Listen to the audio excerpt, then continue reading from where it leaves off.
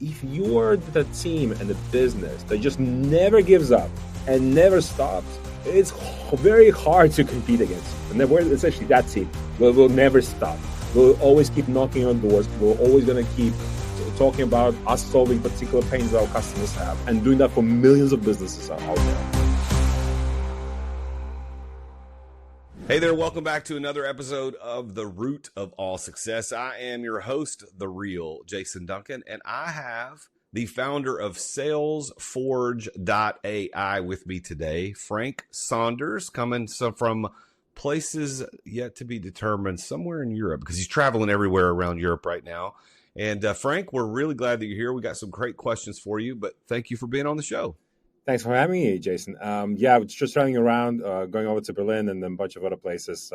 Q2 is definitely the what's called the event season. There's a lot of things happening around the world, and I just have to fly to different places to see the customers, investors, or you name it. So, well, good. Well, enjoy your time in Europe. Where are you originally from? Tiny country in the world called Latvia. That's where I was born. But I left the country when I was 16 and I moved to UK. So I'm sort of semi-Brit, semi-Latvian. Then I kind of, traveled to a bunch of places in Europe. So typically based somewhere in Europe. But most of our customers or most interactions that I have in the world is typically with folks in the US.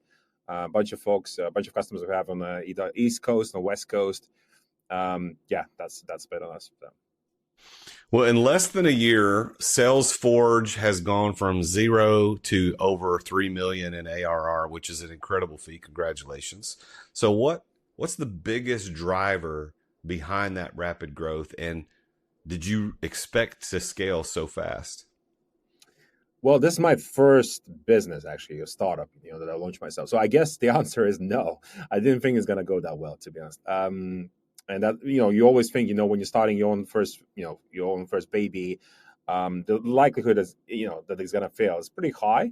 But also at the same time, you don't think you're going to grow that fast, right? Because it's your kind of first rodeo, right? So honest answer is no. And this is also why we raised back. So even though we're always profitable, we did raise $500,000 because we thought we were going to burn cash, but that just never happened. So, and also apart from, kind of going from 0 to $3 million in 12 months, we also got like 40 extra employees, there's 3 co-founders, we met through YC matchmaking platform, and then off we go. We went to 40 employees in about 12 months. So the honest answer is no. It was a quite interesting journey actually to about $1 million in ARR. There were no employees in the business. There were just 3 of us taking it to $1 million. Then up until from there on, we hired, some folks in support and engineering, but we still had 0 folks in marketing, sales, and customer success, or account management. So we got to $2 million. And at that point, I was like, damn, I can't be doing this anymore. I definitely need, we already had over 1,000 customers. And most of that came through PLG. And then we started to hire, a bunch of folks in sales, marketing, customer support, and that's it. We got to about $3 million. So your career started in politics and international relations before you started pivoting into business. Mm-hmm. So what led to that shift, and do you see any parallels between politics and high-level sales? So my career, just joining politics, it was very, very short-lived. So I studied, back in my days, international relations and security. So all about war and et cetera, et cetera. And I thought I'm going to be the guy that's going to work at the European Commission and NATO. And I did work at the European Commission, working on stuff. But then I realized the level of bureaucracy and the type of people that work in these organizations. And then I left after a few months, and then I never looked back. And then I joined the private sector and started my career at Google. And because I'm the type of guy that just likes to get shit done. And that's not something that you can do in these organizations. Then I spent over a decade literally in sales. I started Google, and then I worked for a bunch of SaaS companies out there. So frontline selling, always selling some sort of piece of software, ads, or ad tech and all that stuff. And then I ended up having led a sales team of about 50 people before I started this company. And the reason why I really started it is because, so when it was all about, it was growth at all costs essentially back in the days, a few years ago. And this is why I had so much, headcount. in my team, and I thought to myself, there must be a better way how you can scale a company, how you can generate a pipeline. You can have definitely fewer heads to attain the target. So from that pain, as a former VP sales, I decided to start Salesforge. So really, our vision is to help companies to attain their pipeline targets, but with the least headcount possible, and doing so what we call with the highest probability, using big data behind the scenes, just like companies like Google, Facebook do. So yeah, that's what we're up to. So when you were working at Google, SimilarWeb, Whatagraph, what lessons from those experiences helped shape your approach to building your own company, Salesforge? So I would say the biggest thing that I didn't see that happens in the world of sales or sales technologies generally versus the world of MarTech is you don't use a lot of data sets, machine learning models, any form of AI, essentially, in the world of sales. Essentially, humans make all decisions in sales, and whether it was about crafting an email or doing things in a particular way, sending emails in random times of the day, and all that stuff, essentially. So this leads to a lot of human error, essentially inefficiency, or what you typically say CAC inefficient. We're very CAC inefficient. The CAC is rising. So that's the cost of customer acquisition. So essentially, acquiring net new dollars these days becomes more and more expensive due to various reasons. And I thought to myself, there must be a way to be applying a large sets of data that you can extract from the customer. Or from a single customer, and then maybe other lookalike customers, and then build big data pools, what we call data clusters, and then use those data clusters then to essentially as a training data to apply machine learning models, Gen AI models. And that's something that you can see in the world of marketing technology. So let's say Google, for example. So let's say Google Ads as a product. So within Google Ads, you can run these Google Ads campaigns. So campaigns that run what's called manual bidding. So the humans set a bid, within the campaign, and then the auction runs, and then you may get some conversions, right? So the human is sort of accountable for the bids and for the results. But then a second type of campaigns have popped up, over the years, called the automated campaigns, essentially where you can set what's called a target CPA, so cost per acquisition, and then Google will use large, data behind the scenes, so the data lake essentially to then set the bids automatically, right? So that's exactly what we're sort of envisioning in our world, where we're essentially shifting more and more from what's called rules-based execution, so where essentially humans make decisions, over to execution that happens by big data lakes. So yeah. What's the biggest misconception companies have about AI in sales? So I would say there's a lot of talk on a lot of social media platforms that AI is replacing humans, or AI agents. It doesn't matter. It's all the same kind of thing, right? So, but I think we all live in a capitalist society where we're looking to drive better margins ultimately, right? But to drive better margins, the biggest thing that kills your margin is a lot of labor that you have within the organizations. So what ultimately all the stuff that happens around AI, LLMs, AI agents, etc., it does allow you to increase the output levels on per employee basis. And anybody out there, doesn't matter whether you're in sales or some other functions, finance, etc., if you're an employee that uses a bunch of AI tools, your productivity levels are significantly higher than those employees that don't use AI tooling. So I always, highly advise everybody that, and I always ask them, do you use even like a basic tools like ChatGPT, et cetera, et cetera? And you'll be surprised, there's still a lot of people that have never used even ChatGPT. But ultimately, those folks that are using some tools and basic tools like ChatGPT, their productivity levels are higher. They're rising through, the ranks higher, and so on and so forth. And then, folks that don't use any form of, AI capabilities, they are being left behind. So that's definitely the shift that we're seeing. And I think the next wave that we're going to see a lot more this year in particular is where you're going to see humans working with AI agents in tandem to increase output levels, right? So imagine you're operating a piece of software as a human, or as a sales team potentially, but in tandem you're also running these AI agents to help you achieve superior output levels. So that increases output, and that also reduces cost per unit. So let's say in sales that would be, say, a meeting booked. Okay. So what was the toughest challenge that you faced when you were scaling Salesforge so quickly, and how did you overcome that? I guess when you're scaling that fast, and it doesn't matter how fast you scale, really, it really is hiring the right people. I think, I always say to run an org or a company, there's really three main things that you kind of have to think back of your mind.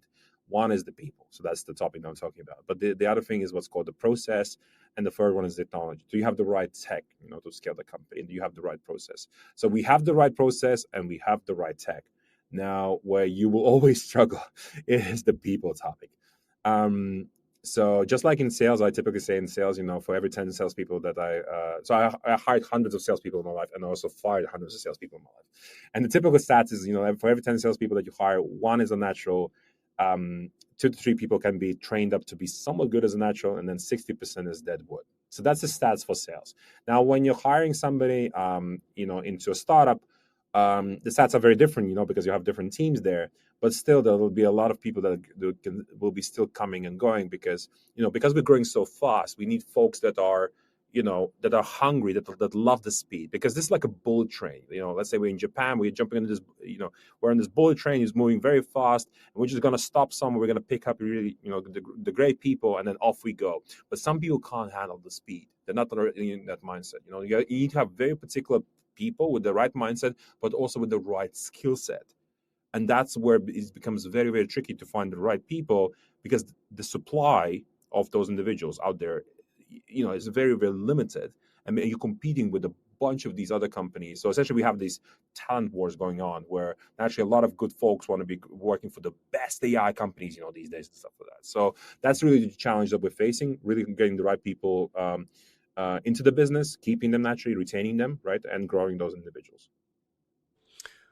Salesforce, HubSpot, and there's been other major players that have dominated sales tech for years. So what is Salesforge doing differently, and how do you see AI fundamentally changing the sales industry? So that's a good question. So a lot of what I would describe legacy tech, or the older tech, essentially, it's all built around bigger teams.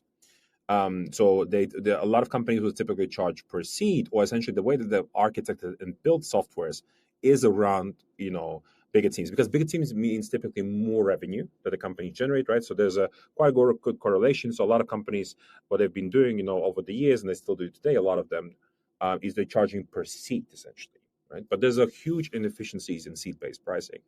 Whereas the way that we architect the software is really where the output for the company, so let's say kind of generating pipeline, really comes from consuming more of the software. So we charge for the consumption actually of the software, and you are able to achieve, as I said, significantly higher output levels by architecting the software in the right way, where you don't need that many humans to scale. You can just literally scale the software. So what kind of happens from a CAC standpoint is that you're shifting the cost that typically goes towards labor, right? So hiring more humans, to then execute more and more, do more sales calls, etc. The CAC shifts essentially from labor over to software. And what that means in absolute numbers, actually, you're spending less to acquire the net new dollars, right? And this is what we're doing. And we're not the only company. There's other companies that are changing the game, and they're charging more for consumption. And you can see a bunch of companies in the Bay Area and in other parts of the world, where you're seeing these leaner and meaner teams that are essentially producing a lot more dollars per head. Due to the new tech that's out there, the large language models, AI agents, so you're able to achieve these levels that you have never seen in the past. And today, there's even companies out there, a bunch of AI companies predominantly, that are able to scale to millions and millions of dollars in revenue in weeks. Weeks, not even years, like us. So we're definitely seeing that, and it's like crazy times that we're living in. But yeah, there's a bunch of companies out there that are able to achieve these interesting levels of revenue.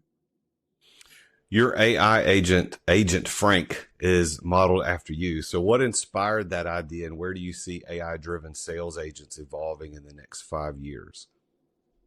That's a very good question. So yeah, it is modeled after me. So the first agent we named it after me. So I was, spent in the sales over a decade. So I'm essentially dumping all my knowledge, having worked in sales, over to Agent Frank, right? So, and that's essentially the replica of me that we're selling essentially to a bunch of people. But the biggest problem that I see, and there's a bunch of other AI agent companies out there, but the biggest problem that I'm seeing is orchestrating the agent. So it's not the technology where the issue lies or something. It's about how does actually sales work, and how do you orchestrate that in an agent? It's a very difficult thing to do. And our agent is not perfect, and it still requires a ton of work to make it like really, really good. Um, and so where we are in the world today is, you can use an agent to achieve a specific task, but where we are shifting and where it's sort of progressing, is we are heading into this world where you're going to see what's called swarm of agents. So essentially multiple agents working with each other to achieve even higher output levels. But yeah, we're using our agent right now within the sales team. So I have a sales team of about 3 individuals, but in tandem, I'm running the agent to naturally increase the output levels. And it's working pretty well. So yeah. We just implemented an AI sales agent here in our company. We working with a company that reached out to us and presented what they could do, and it's really very clever what AI sales agents can do. Of course, I didn't know about Salesforge until I met you, but our guy, his name is Hunter, so we've named him Hunter, and he's doing a phenomenal job. We've even signed up. We've already had somebody sign up for our services as a result of Hunter's emails. So you've been very successful in building this company in a a very small amount of time to get to a large ARR. What do you think has been your one key that has unlocked that success for you? Well, I would say it's most likely, there's multiple ways how you could probably answer this, but probably the best answer is like, you're really been doing a lot of essentially founder-led selling or marketing, essentially, right? So being always present, always building in the public, and always talking about the problems that you're solving with your ideal customer, essentially profile, right? So that's on LinkedIn. I kept sharing a lot of different stuff on LinkedIn and making sure that folks follow along the journey. And yeah, because without the founder brand and without the founder led sort of selling, marketing, etc., I don't think we would have been able to scale it, to this sort of level. As I said, we scaled to $1 million without a single, employee, and we're able to do the same thing without any go-to-market team to a $2 million. So that's just an example that the founders have been really the main driver of the speed, the reason why it's been going so fast.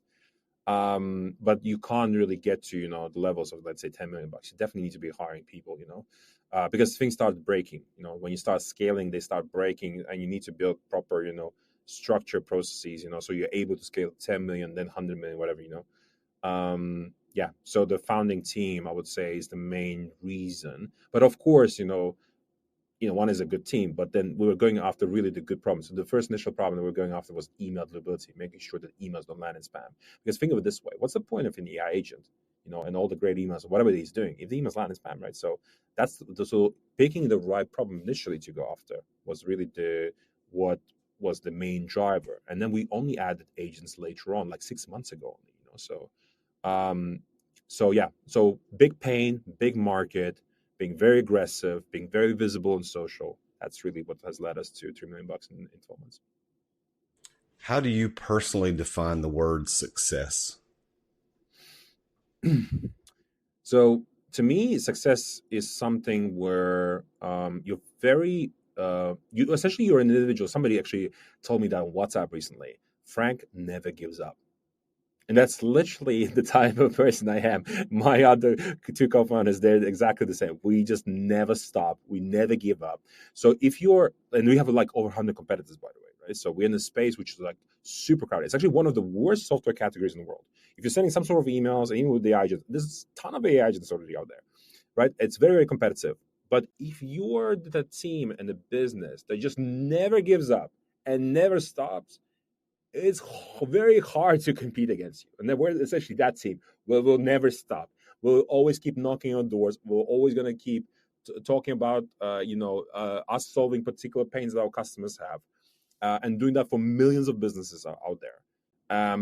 And if you have such a determined team, and the team that's very aggressive, also that goes in the market and actually builds a product that solves a big pain, in the right way, right? So orchestration, I told you, is a big topic, right? So how do you actually build the software in the right way? So that's where domain expertise is also very important, because essentially there's a bunch of these also AI agent companies where you see, I don't know, kids from college, coming out of college, and they just build AI agents.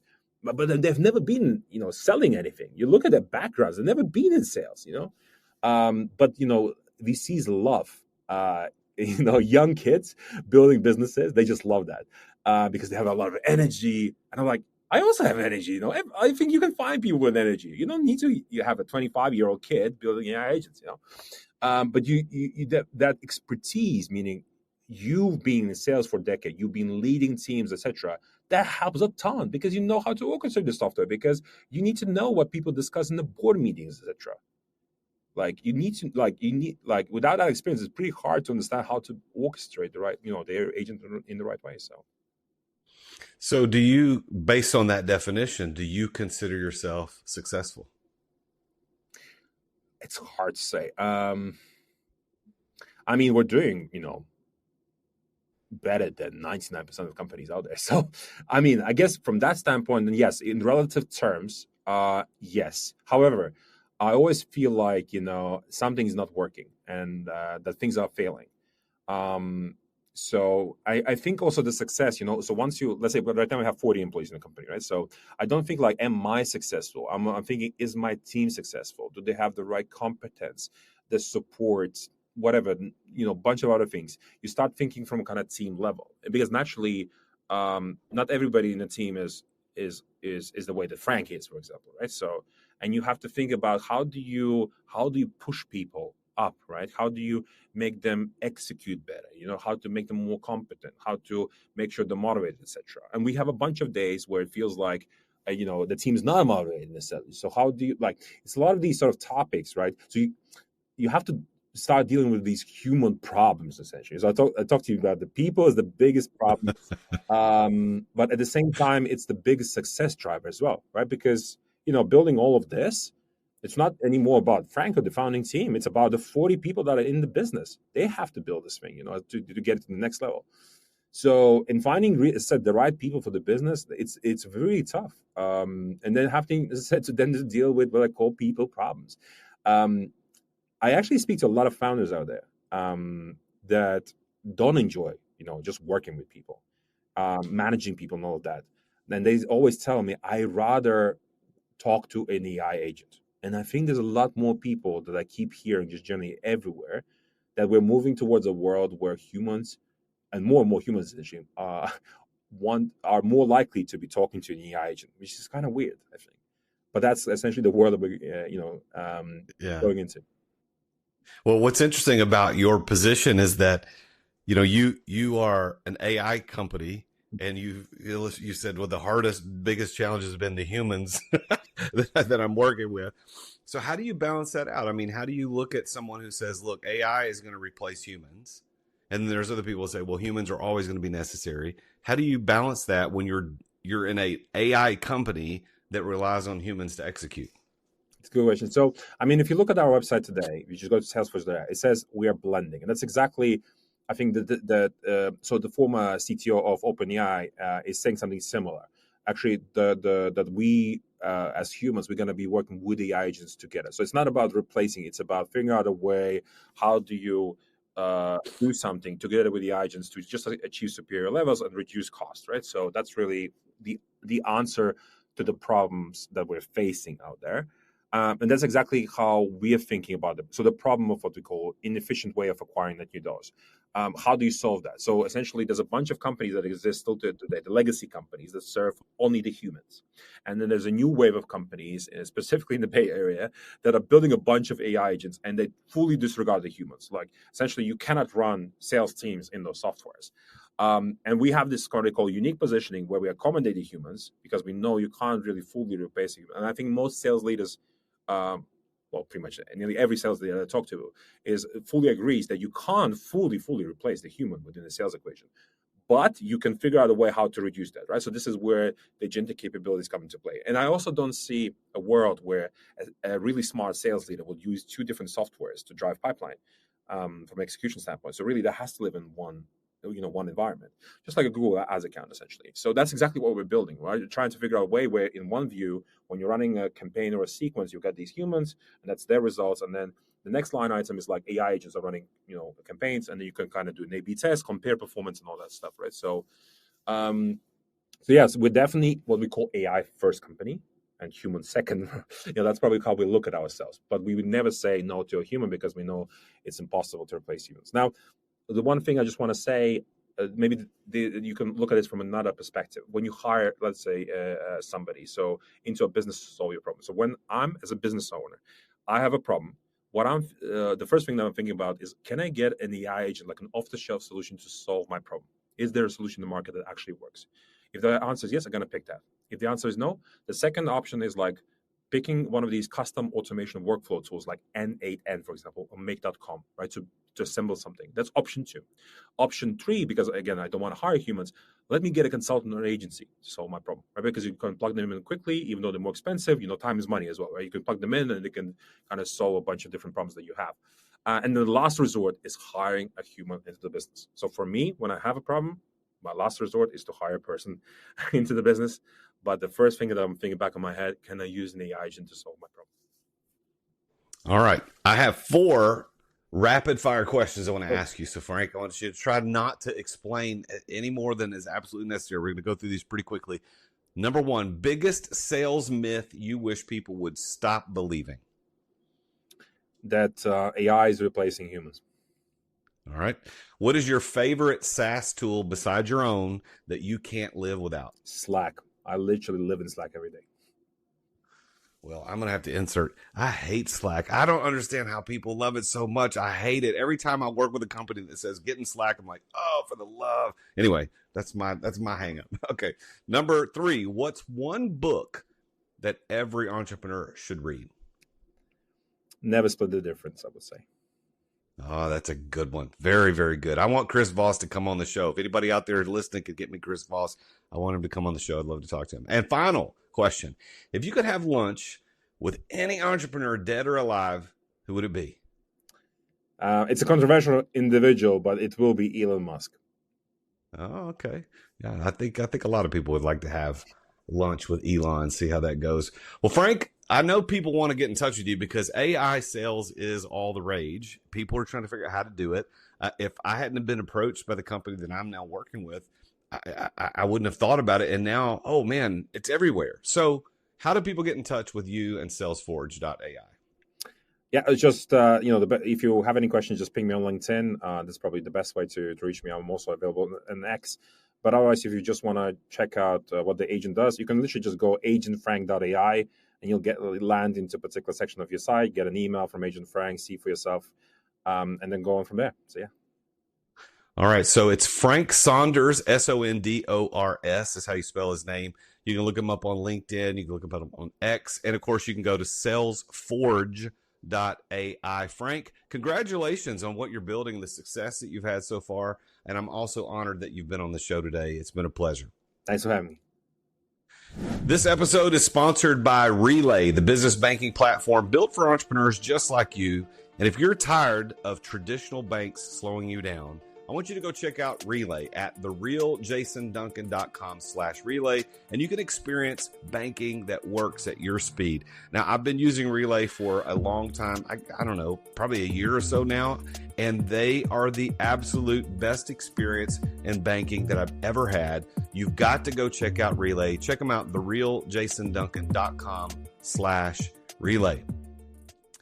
All right, you know what time it is? It's time for another edition of JD's Public Service Rants. It's the part of the show where I call out the little things that shouldn't have to be said, but clearly they do. So if you're guilty of this one, consider yourself officially put on notice. So I'm talking to you, you office microwave fish criminal. You know, there's a special place in office hell for people who microwave fish at work.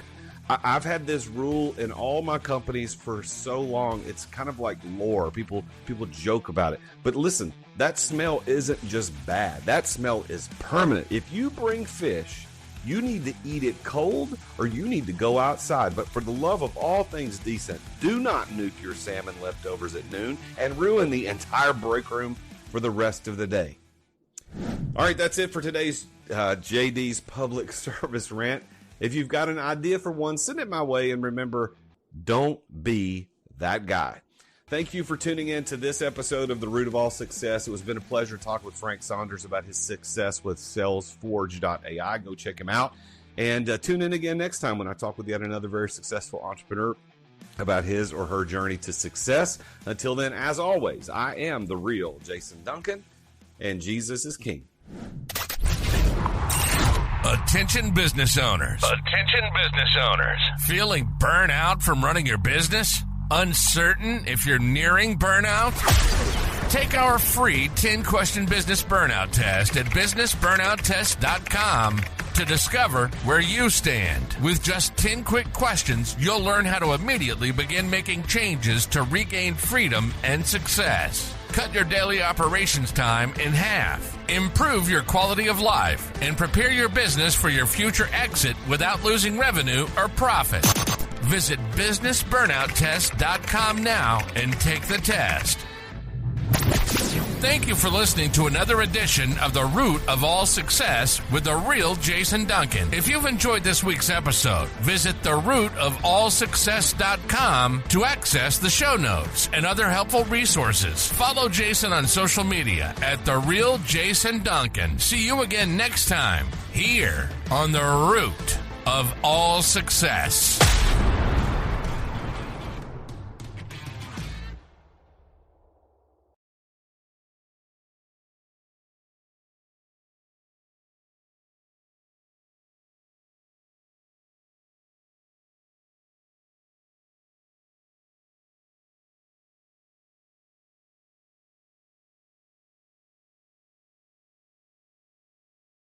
This podcast is a part of the C-Suite Radio Network.